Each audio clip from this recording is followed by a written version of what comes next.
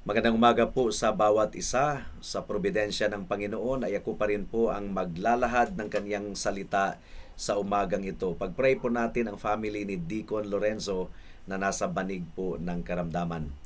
For our text this morning, please turn with me to Romans chapter 15 verse 5 hanggang sa 7.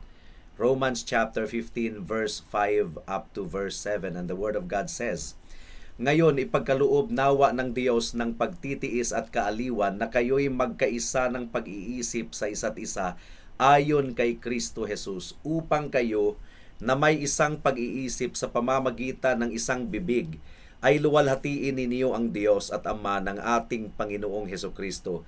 Kaya tanggapin ninyo ang isa't isa gaya naman ni Kristo na tinanggap kayo sa ikaluluwalhati ng Diyos."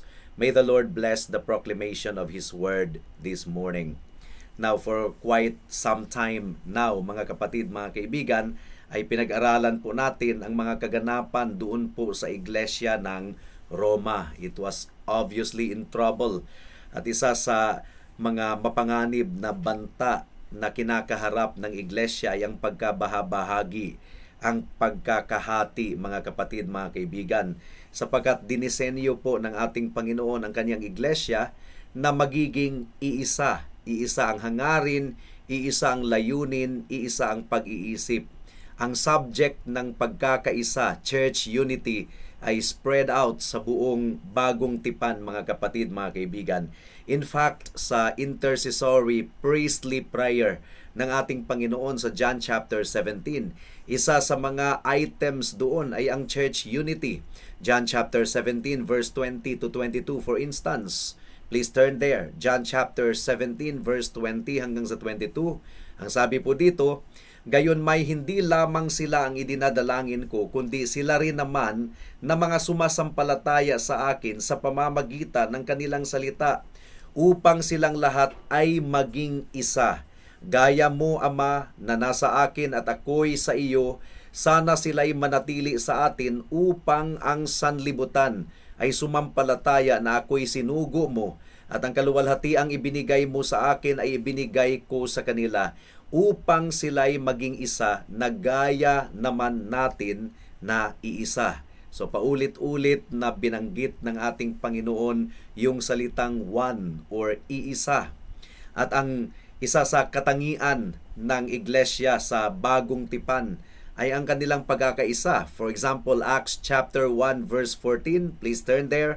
Acts chapter 1 verse 14.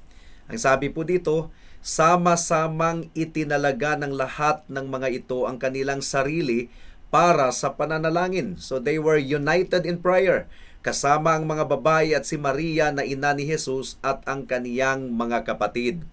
Acts chapter 2 verse 46. Ang sabi po dito, "At araw-araw habang sila'y magkakasama sa templo, sila'y nagpuputol-putol ng tinapay sa bahay-bahay at nagsasalo-salo na may galak at tapat na puso." Ano pa? Acts chapter 5 verse 12. Please turn there.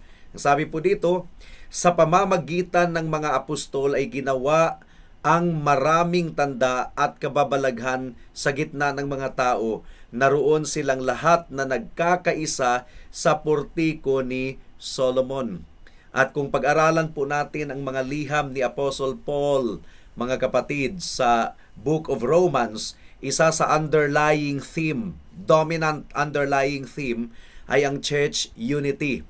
Ang pagkakaisa ng mga mananampalataya, our union with Christ, which will result sa ating pagkakaisa bilang magkakapatid sa iisang iglesia. Particularly, the union of both the Jews and Gentile believers. For example, sa Romans chapter 12, ay talagang pinag-uusapan po ni Pablo dito ang koneksyon ng pagkakaisa sa loob ng iglesia at ang ating union with Christ.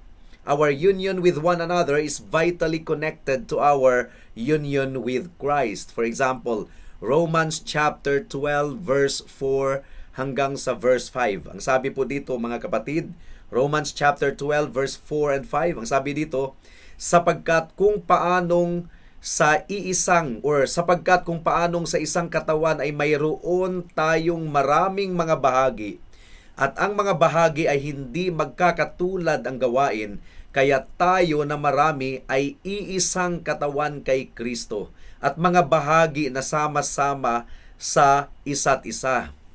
And ito po ay hindi mabuti na ang mga Christians ay magkakabahabahagi. This is Paul's point sa chapter 14. Delikado po mga kapatid, mga kaibigan, kaya tayo po ay mag-ingat na hindi po natin pahintulutan na ang ating posisyon on Christian liberty, ang ating pananaw ay mag-cause ng division sa katawan po ng ating Panginoon. Romans chapter 14 verse 1. Once again, Romans 14 verse 1, ngunit ang mahina sa pananampalataya ay tanggapin ninyo, hindi upang mag-away tungkol sa mga kuro-kuro or opinions or palagay. Romans chapter 14 verse 19. Ang sabi po dito, kaya nga sundin natin ang mga bagay na magbubunga ng kapayapaan at ang mga bagay na makapagpapatibay sa isa't isa.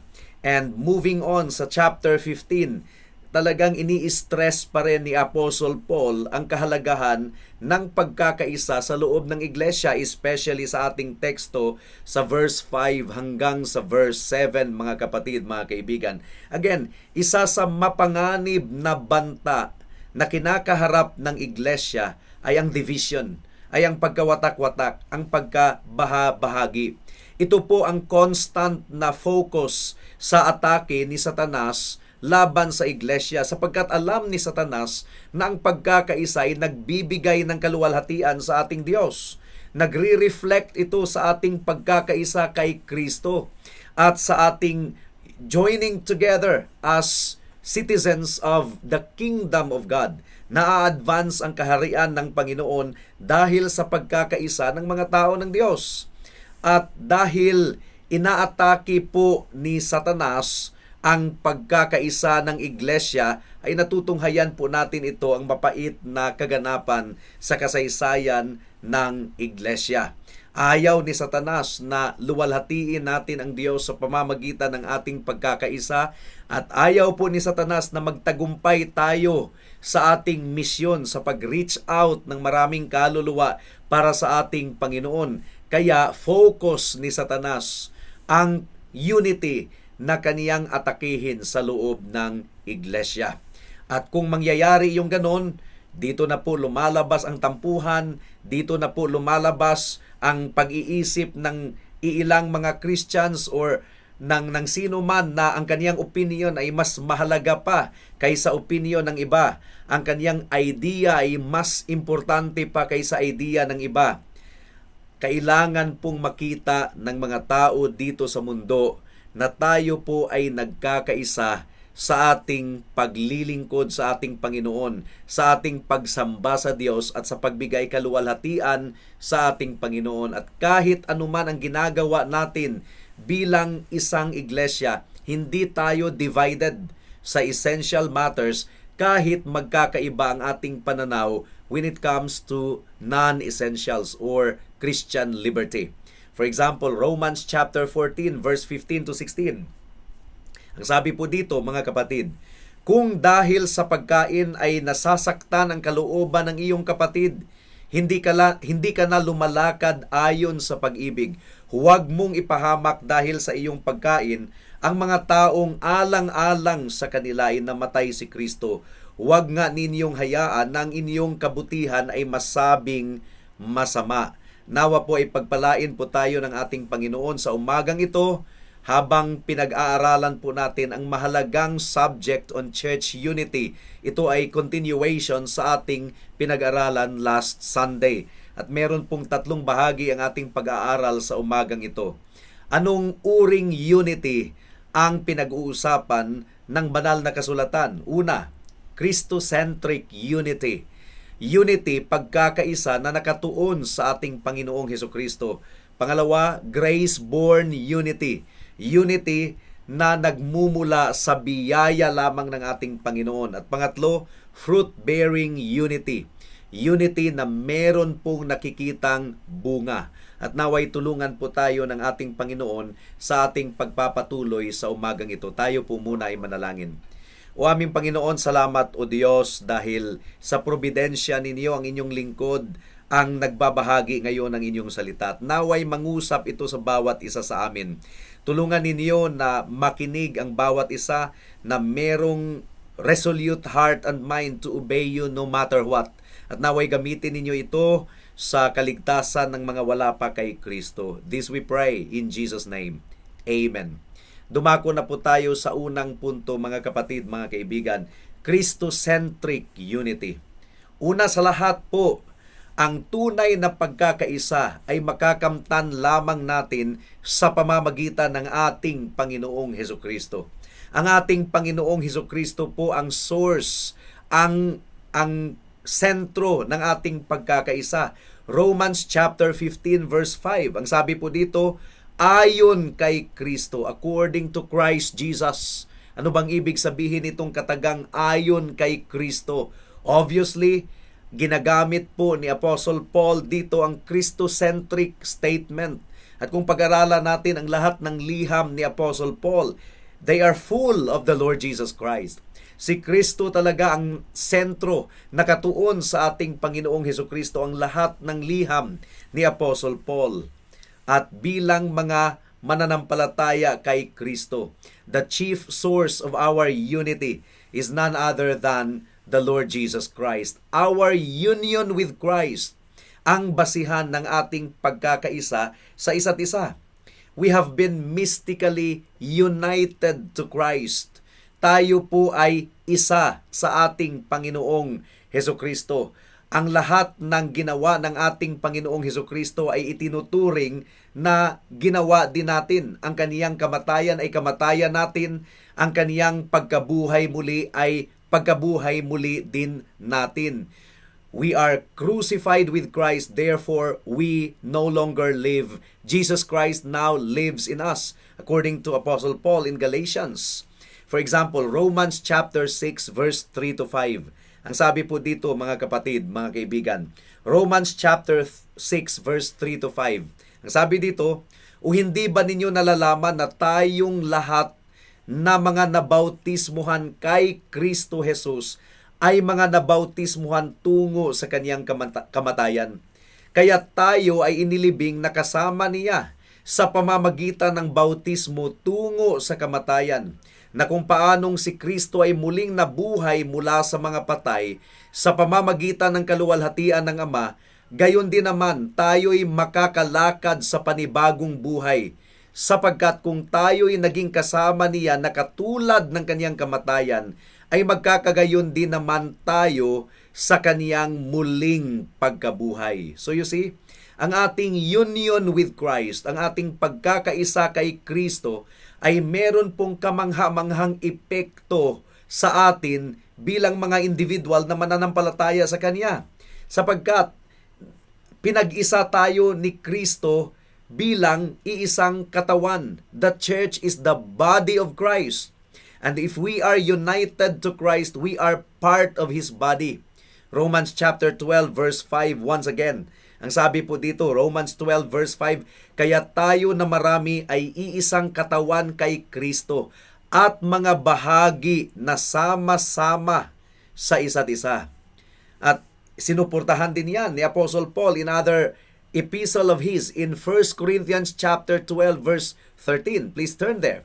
1 Corinthians chapter 12 verse 13. Ang sabi po dito, sapagkat sa pamamagitan ng isang espiritu ay binautismuhan tayong lahat tungo sa isang katawan, maging Hudiyo o Griego, mga alipin o mga laya, at tayong lahat ay pinainom sa isang espiritu. So tayo po ay diverse people. In many ways, meron po tayong differences sa isa't isa, pero iisa tayo sa ating Panginoong Hesukristo. We are united to Christ and we are united to one another. Now, alam po natin na naririnig na po natin ito a lot of times, pero there is no such thing as individualism type of Christianity. No such thing as individualism type of Christianity. Yung mga misguided na mga believers, sincerong believer ng ating Panginoong Hesukristo, but for some reasons ay hiwalay po sa local church, hindi po yan lalago sa kanilang Christian life. Because there is no such thing as individualism or individualistic type of Christianity. Tayo po ay kabahagi sa iisang katawan. Iniligtas po tayo ng Panginoon upang idagdag sa kaniyang katawan. Now, kinakailangang pakinggan natin ito over and over again dahil nahihirapan po ang ibang mga tao na tanggapin ito. Totoo na dapat po nating pagsikapan na tayo po ay mapalapit sa ating Panginoon, magkaroon po tayo ng more intimate relationship with Jesus Christ. Hindi natin pabayaan ang ating quiet time, ang ating devotion. Totoo na personally, individually, tayo po ay mananagot sa harapan ng ating Panginoon. Responsible po tayo sa kalagayan po ng ating puso. Each of us, kinakailangang i-examine natin ang ating sarili. Bawat isa sa atin, kinakailangang disiplinahin po natin ang ating sarili. Supilin po natin ang pagkilos ng laman sa ating kaluluwa. But the Bible also tells us that we are connected with one another. Hindi po tayo hiwalay sa isa't isa. Ang weakness ng maraming mga Christians sa modern church ay itong problema sa individualism. Ang individualism po, mga kapatid, mga kaibigan, actually basic problem po yan sa puso ng tao. Likas na po sa makasalanang tao na nais po niyang maging hiwalay sa Diyos. Nais po niya ang autonomy. Ang taong makasalanan ay self-centered. Tinitingnan lang niya ang kaniyang sarili. Lahat po ng kaniyang ginagawa ay upang isatisfy, bigyang kasiyahan ang kaniyang sarili. That is the nature of fallen humanity. Unfortunately po, mga kapatid, mga kaibigan, kung ang attitude na yan ay makakapasok sa loob ng iglesia, yung gustong isatisfy ng isang tao ang kaniyang sarili, imbis na ang iba ang kaniyang bigyang pahalaga or ang iba ang kaniyang isatisfied, hindi po ang kaniyang sarili. When that attitude enters the church, ang tanging nakakabenepisyo niyan ay si Satanas. Dahil magtatagumpay na siya sa kanyang misyon na wasakin ang iglesia, wasakin ang pagkakaisa sa loob ng iglesia. In the Lord Jesus Christ, tayo po ay naging isa sa Kanya. We are united with Him. Tayo po ay naging bahagi ng Kanyang iisang katawan, but at the same time, we are united with one another. So, the center of our unity, the focus of our unity is none other than the Lord Jesus Christ. Because we are united to Christ, it follows that we are also united to those who are united to Christ, to those who truly belong to Christ. Kaya't hindi po natin iisipin ang ating sarili lamang, kundi ang kapakanan din ng ating mga kapatiran sa loob ng iglesia. Pangalawang punto, anong uring pagkakaisa ang malinaw na itinuturo ng Biblia? Pangalawang punto, it is a grace-born unity. Ito ay pagkakaisa na resulta lamang sa pagkilos ng biyaya ng ating Panginoong Hesukristo. Unity is a grace from God. Ito ay biyaya ng Diyos. Romans chapter 15 verse 5 ang ating teksto once again. Ngayon, ipagkaloob nawa ng Diyos. So God is the source of unity. Unity is born of God. Ngayon ipagkaloob nawa ng Diyos ng pagtitiis at kaaliwan na kayo ay magkaisa ng pag-iisip sa isa't isa ayon kay Kristo.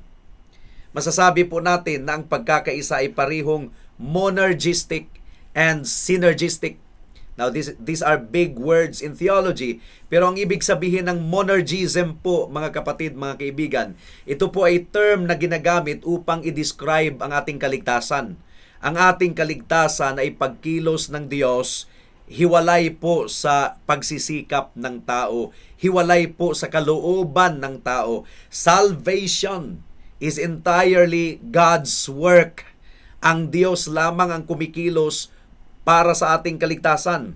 Now, in one way, ang pagkakaisa ay resulta yan ng pagkilos ng Diyos sa ating puso, sa ating kaloob-looban. Because God united us to Christ at patuloy siyang kumikilos upang tayo ay mananatiling attached sa ating Panginoong Hesukristo. And in the process, God has also united us to one another bilang katawan ng ating Panginoong Hesukristo. Trabaho po ito ng ating Diyos. Pagkilos po ito ng ating Diyos. Sa bagong kapanganakan po natin, sa regeneration po mga kapatid, mga kaibigan, kumilos ang Diyos at nilagay niya tayo sa bagong pamilya ng ating Panginoong Hesukristo. Idinagdag niya tayo sa kanyang kawan. John chapter 1 verse 12 and 13. Ang sabi po dito, John chapter 1 verse 12 and 13, subalit ang lahat ng tumanggap sa kanya na sumasampalataya sa kanyang pangalan ay kanyang pinagkalooban sila ng karapatan na maging mga anak ng Diyos, na ipinanganak hindi sa dugo o sa kalooban ng laman o sa kalooban ng tao, kundi ng Diyos.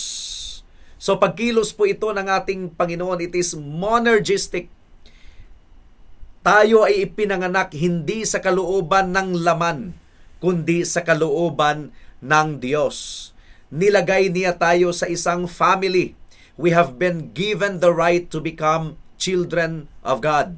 At bilang iisang pamilya sa ating Panginoong Hesukristo, iniibig natin ang isa't isa, ipinagtatanggol natin ang isa't isa, at tinutulungan po natin ang isa't isa. Ito po ang dapat gawin ng isang typical human family. All family members should be committed to one another. How much more in the Church of Christ? We are committed to one another and we should be committed to one another. Pero gaya ng typical human family, lahat po ng family members, bagamat sila ay iisa sa iisang pamilya, sila po ay magkakaiba ng natural abilities. Iba-iba po ang kanilang gifts. Merong diversity pa rin sa loob ng isang human family. We are all different.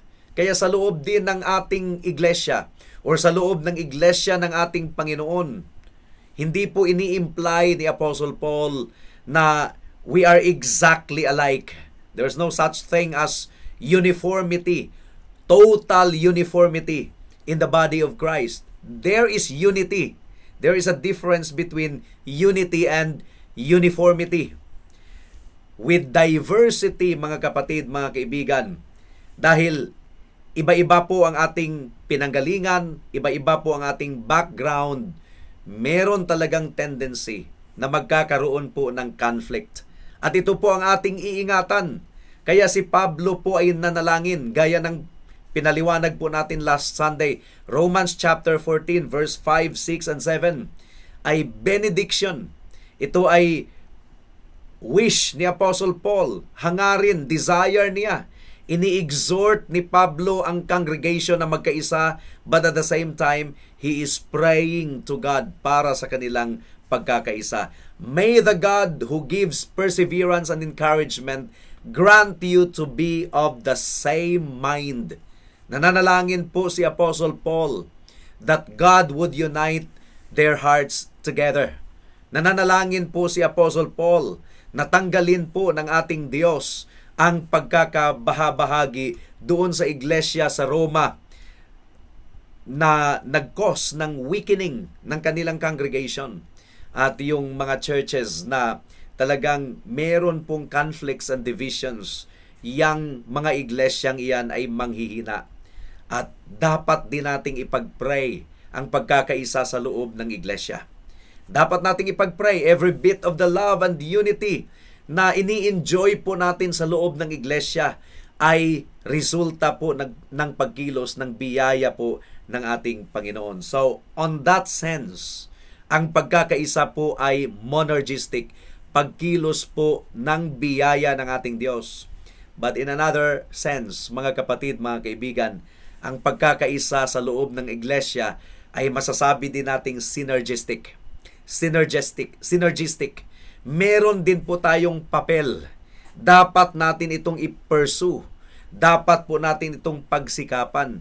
And we are to fight against those things na nagdudulot ng disunity, ng pagkakabahabahagi sa loob ng iglesia. At kinikilala ni Apostle Paul ng pagkakaisa sa loob ng iglesia ay pagkilos po ng biyaya ng Diyos. Inaamin po yan ni Apostle Paul. Siya po ay nananalangin that God might grant the church unity, particularly yung iglesia doon sa Roma.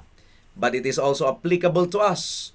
Pero hinihikayat din ni Apostle Paul ang mga mananampalataya na pagsikapan na manatili ang pagkakaisa sa loob ng iglesia. We are to promote those things na nakakapagpatibay sa isa't isa. Edification, building up one another. Ano-ano ang mga bagay na ito? Pag-ibig, patience, pagtitiis, kapatawaran, pagpapakumbaba, at pananalangin para sa isa't isa. These are the things that promote edification and unity in the body of Christ. And above all things, mga kapatid, mga kaibigan, nagpo-promote ito sa pagpapatibay ng ating relationship sa ating Panginoong Hesukristo. As we know the Lord Jesus Christ, we will love Him more and we will also love one another more. Kaya ating itakwil ang anumang bagay, mga kapatid, mga kaibigan, na nagsisilbing banta sa ating pagkakaisa.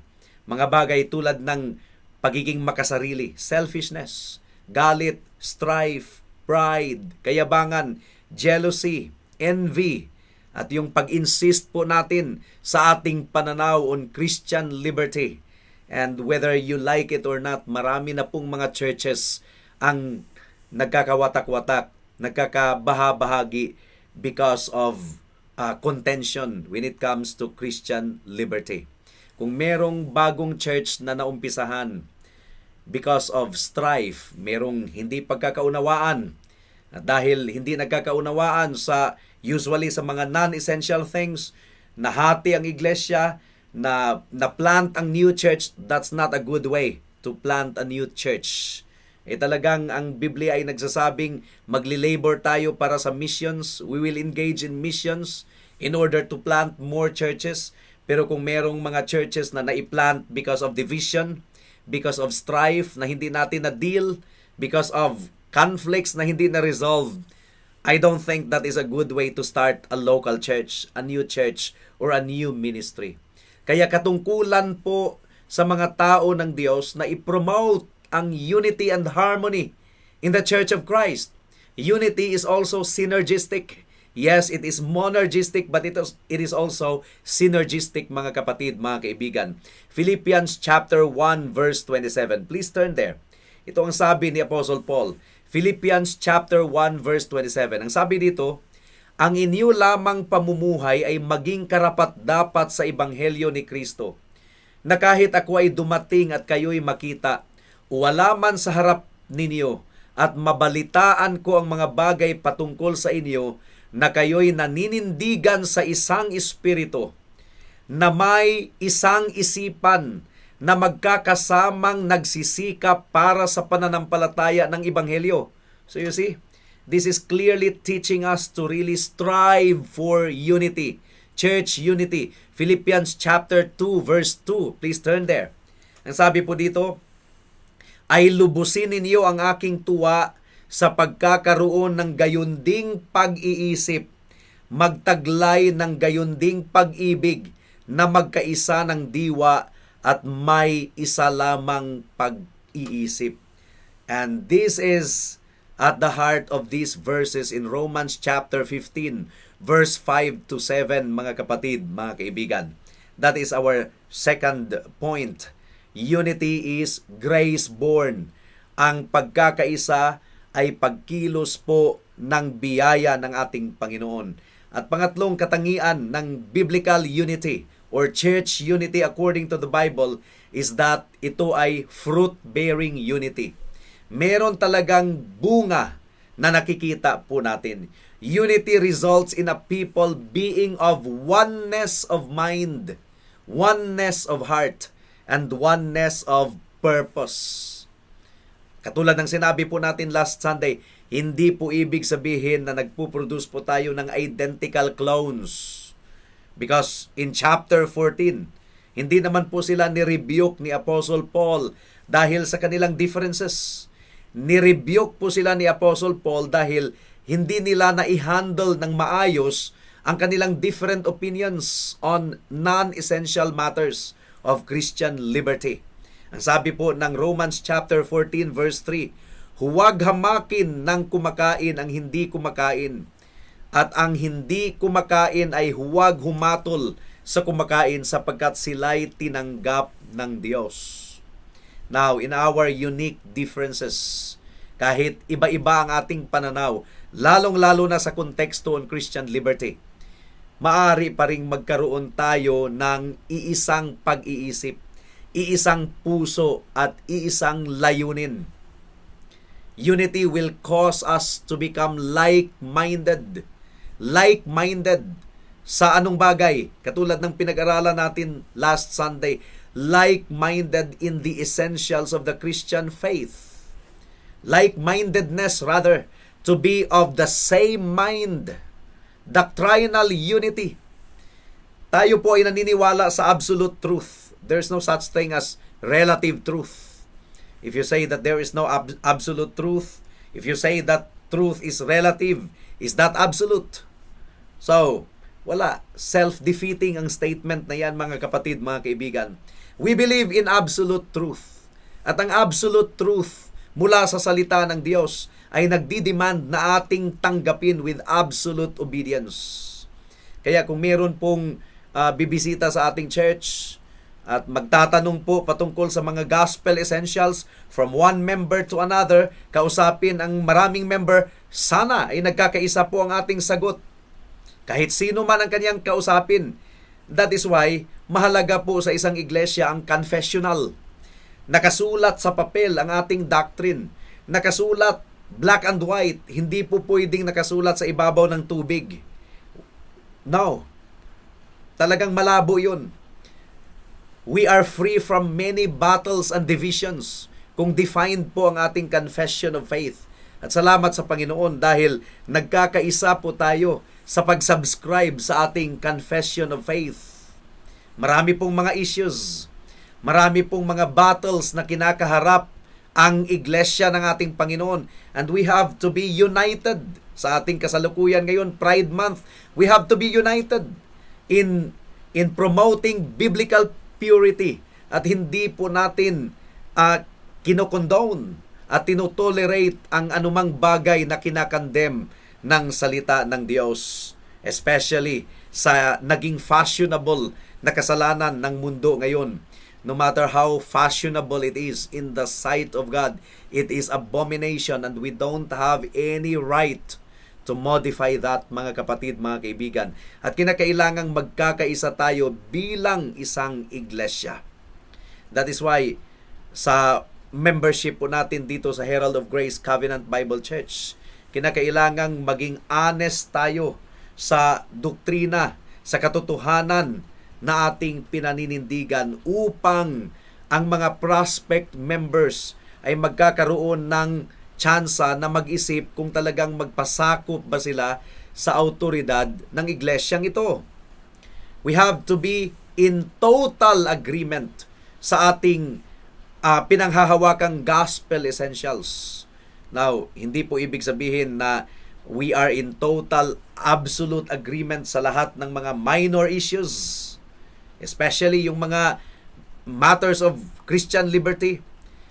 Kahit iba-iba ang ating pananaw sa mga bagay na yan, we can still be in harmony with one another. At ito po ang value ng membership class. Ang ating mga members ay ini-introduce sa ating doctrine and practice, sa ating confession of faith, at magkakaroon po siya ng ample time na pag-isipan ang kanyang desisyon na maging kabahagi ng Iglesia ng Panginoon dito sa Dasmariñas. The same mind. Ang ibig sabihin ng the same mind, ibig sabihin the same mindset, the same way of thinking, the same Christian mindset. For example, Philippians chapter 1 verse 27 once again. Ang sabi dito, ang inyo lamang pamumuhay ay maging karapat-dapat sa ebanghelyo ni Kristo, na kahit ako ay dumating at kayo'y makita, wala man sa harap ninyo at mabalitaan ko ang mga bagay patungkol sa inyo na kayo'y naninindigan sa isang espiritu, na may isang isipan, na magkakasamang nagsisikap para sa pananampalataya ng ebanghelyo. So if we are united in the essentials of the Christian faith, nagki-create po ito ng spirit of cooperation. And that is why natutuwa po tayo na marami sa ating mga kapatiran ang nakikiisa sa mga evangelistic endeavors ng ating iglesia, katulad ng street preaching and tracts distribution. It creates a spirit of cooperation, sharing, fellowship sa isa't isa, mutual encouragement. Ang marriage po, mga kapatid, mga kaibigan, ang pag-aasawa, successful lamang po ang marriage kung ang mag-asawa ay ma-develop po nila ang iisang pag-iisip, iisang pattern of thinking, iisang, kumbaga, pulling together, having the same mind. Now, totoo po yan sa loob ng isang iglesia. Unity results in singleness of purpose and unity of voice. It is a fruit-bearing kind of unity. Nakikita po natin ang peace and harmony. Nagdudulot po ito ng kapayapaan sa loob ng iglesia. Now, on the one hand, ito po ay nagkakaisang boses ng ating papuri at pagbigay kaluwalhatian sa ating Panginoon. Romans chapter 15 verse 6. Please turn there. Romans 15 verse 6, ang sabi dito, you may with one voice glorify the God and Father of our Savior Jesus Christ. So there is a unity of voice to glorify God, to glorify our Father, to glorify the Triune Jehovah. Ang pagsamba po sa harap ng Panginoon, it is actually a glorious act of unity and fellowship in the Church of Christ. Nagkakaisa tayo na sa ating pagtitipon Sunday after Sunday. Hindi po ang ating sarili ang ating binibigyang kaluguran, kundi nagkakaisa tayo na pupurihin at luluwalhatiin lamang ang ating Panginoong Hesukristo. Ang ating worship is Christ-centered, gospel-centered, mga kapatid, mga kaibigan. Hindi po tao ang ating binabandila at nagkakaisa po tayo nito. Worship before God is a glorious act of unity and fellowship. For example, Psalm chapter 34 verse 3. Ang sabi po dito, Psalm chapter 34 verse 3, O kasama kong dakilain ninyo ang Panginoon, at magkasama nating itaas ang kaniyang pangalan. What a fitting vision for the worship here, for the nature of worship here sa Herald of Grace Covenant Bible Church of Cavite. Now, ano pa itong unity? One voice, one mind. Ang ibig sabihin nito, mga kapatid, mga kaibigan, we speak the same things. We proclaim the same gospel. It is the result of our union with Christ. With one accord, we strive to honor the Lord our God sa ating buhay, sa ating paglakad sa harapan ng mundo. Ito po ang ating pinakahangarin sa ating puso, to glorify God. This is the chief end of man. What is the chief purpose of man? To glorify God and to enjoy Him forever. Psalm chapter 133 verse 1. Ang sabi po dito, narito, napakabuti at napakaligaya kapag ang magkakapatid ay sama-samang namumuhay na nagkakaisa. So, ano pang ibig sabihin nitong speaking with one voice, with one mind? It means ang ating puso at isipan ay hindi laban sa isa't isa. Meron po tayong pag-ibig sa isa't isa. Meron po tayong longing para sa isa't isa. Kaya kung hindi natin makita ang ating mga kapatiran sa loob ng iglesia, we know na meron talagang kulang. Meron talagang kulang. kung mawalay tayo sa mga kapatiran sa loob ng isang buwan, 2 buwan, alam po natin, speaking with one voice signifies speaking words to one another. Words na nakapagbigay encouragement, edification. Words na punong-puno ng biyaya, punong-puno ng encouragement. At gaya ng sinabi po natin last Sunday, hindi po tayo nagiging identical clones. Kung church unity ang ating pag-uusapan, there is a difference between uniformity and unity. Ang mga kulto, meron silang uniformity. Yun ang katangian ng mga kulto. There is uniformity. Pero sa iglesia po ng ating Panginoon, meron pong diversity, meron pong pagkakaiba. Iba-iba po ang gift na ipinagkaloob ng Panginoon sa atin. Iba-iba ang abilidad na ipinagkaloob ng Panginoon sa atin, at ang layunin po ng Diyos upang ang church ay maging ganap, upang ang church ay maging complete, upang wala po tayong tinitingalang super Christian or superman sa loob ng iglesia. Kung meron man tayong tinitingala na superman, wala na pong iba kundi ang ating Panginoong Hesukristo. Sa Kanya lang po tayo tumitingin. Yung iba-ibang mga kaloob, iba-ibang mga gift, ay kung pagsasama-samahin po ito po ay nagdudulot ng dynamic, unified, and vibrant church na nagfulfill ng kanyang mission in peace and harmony. At titingnan po natin ang pagkakaiba sa ating iglesia. Ang background ng mga church members ay iba-iba. Nanggagaling po sa iba-ibang probinsya dito sa Pilipinas. Ako po ay nanggagaling sa Mindanao, nanggaling sa Mindanao, at merong nanggaling din sa mga Ilonggo, Iloilo, Hiligaynon region. Meron pong nanggagaling sa norte sa atin and before. Meron pong dumadalo sa ating worship na nanggaling sa Africa, nanggaling sa Middle East. We have people from different occupations, different economic levels po, mga kapatid, mga kaibigan. Iba-ibang educational background, educational level. Merong mga binata, merong mga dalaga, merong mga young couples, merong mga senior, merong mga advanced in years, merong galing sa maliit na pamilya, merong galing sa malaking pamilya. And in the midst of that diversity, meron pong pagkakaisa sa loob ng ating iglesia. At atin pong ipag-pray na hindi po ito mawasak dahil lang sa usapin ng Christian liberty. At nawa po ay willing po tayong magparaya. At kung kinakailangan, let's keep our position on Christian liberty sa ating sarili. Yun ang preaching po natin some weeks ago. To be of one mind. We must be resolved na wala na po tayong ibang itataas. Hindi po ang ating opinion, kundi ang pangalan po ng ating Panginoong Hesukristo. Kaya wala pong kapayapaan sa mga masasama. Wala pong kapayapaan sa mga walang Kristo sa kanilang buhay. Bakit? Ang kanilang iniisip ay ang kanilang sarili. It's all about me. It's all about what I want. It's all about what I enjoy, regardless of how other people feel. That's why marriages fail. Lalong-lalo na sa mga walang Panginoon sa kanilang buhay. Because it's all about the self. Pero yan po ay mababago, radically changed, kung ang isang tao ay tunay na kinilusan ng banal na espiritu sa kanyang puso at isipan.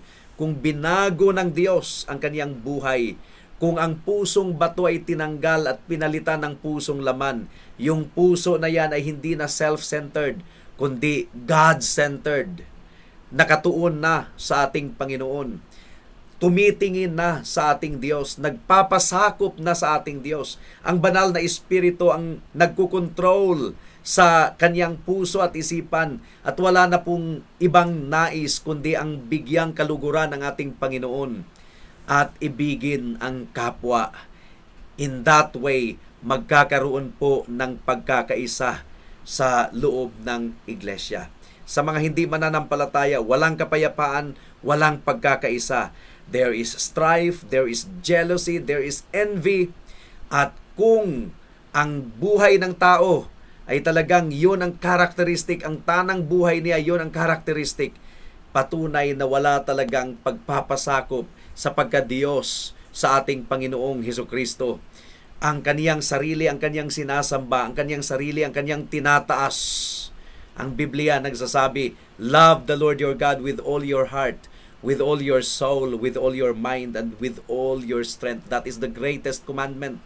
And the second greatest commandment is this, love your neighbor as yourself.